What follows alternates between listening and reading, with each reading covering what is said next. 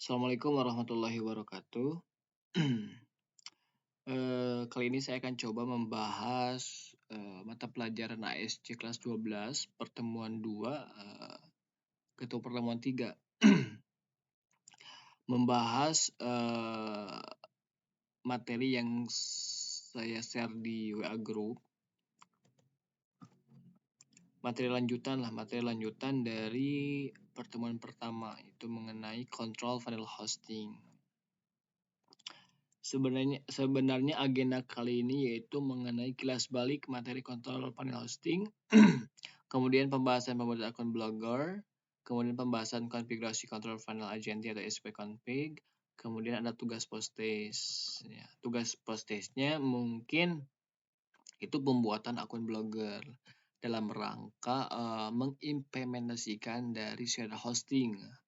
Nantinya ketika kalian sudah membuat akun blogger, bisa kita akan coba mengganti domain gratis yang ada di internet. Selanjutnya masuk ke pembahasan blogger. Nah, apa sih itu blogger?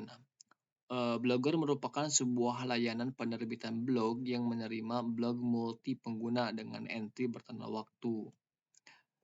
Kemudian blogger itu dikembangkan oleh Pyro Labs, yakni Evan Williams, dan diluncurkan pada 23 Agustus tahun 99, kemudian dibeli oleh perusahaan Google pada tahun 2003. Jadi si blogger ini dulunya bukan dimiliki oleh Google, tapi dimiliki oleh perusahaan atau yang dikembangkan oleh Pyro Labs, yakni Evan Williams. Namun jika dilihat secara garis besar, blogger atau blog digunakan sebagai media penyebaran informasi dengan topik yang berbeda-beda sesuai dengan pembuat akun blognya. Jadi blogger itu misalkan kalian ingin membuat sebuah konten basis teks. Temanya itu bebas, ada yang tentang teknologi, kemudian tentang politik, tentang motivation. Nah, contoh akun blogger yang saya buat yaitu ada 2. Yang pertama tentang 12islamblogspot.com dan Taufikul Ihram. Nah, ini menceritakan tentang cerita-cerita Islam lah. Dulu selama kuliah ada tugas tugas statistika lah. Statistika bagaimana melihat traffic pengunjung pada blogspot. Kemudian Taufikul Ihram ini tentang coding. Ini iseng-iseng saja, bisa kalian cek misalkan tentang islam12.blogspot. Nah, ini blogspot saya, bisa kalian coba kunjungi lah, baca-baca, silahkan bebas. Gitu. Kemudian juga ada yang kedua, ini ada taufikul-ihram-blogspot.com. Ini tentang coding, apa itu HTML, kemudian ada cerita atau bagaimana tips and trick itu memiliki keberhasilan dalam berbicara gitu. Kemudian 5 hal yang perlu dipahami dalam komunikasi, bisa kalian baca lah. Selanjutnya, nah kalian ditugaskan untuk membuat blogger kan ya. Jadi sebelum membuat akun blogger, Anda harus menentukan terlebih dahulu informasi yang akan Anda sampaikan, misal tentang politik, teknologi, sains. Jadi kalian buat kelompok maksimal 2 orang untuk mengelola blog Anda.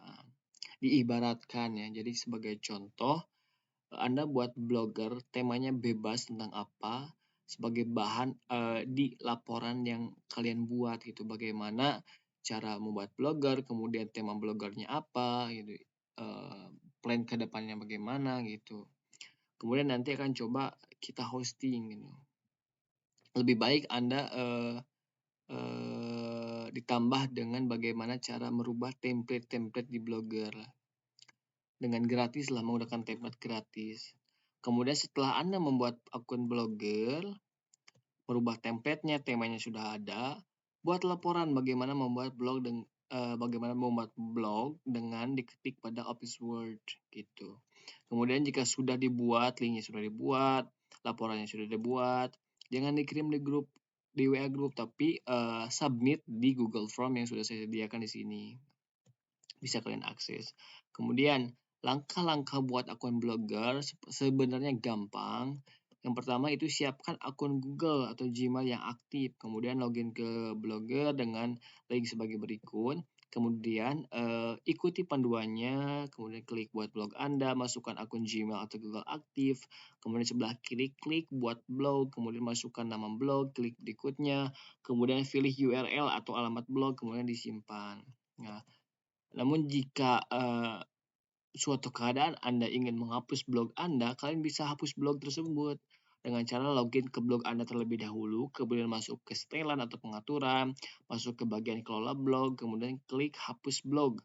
Pilih hapus permanen atau sementara, itu tergantung dan selesai. Jadi itu tugasnya kalian membuat akun blogger ya.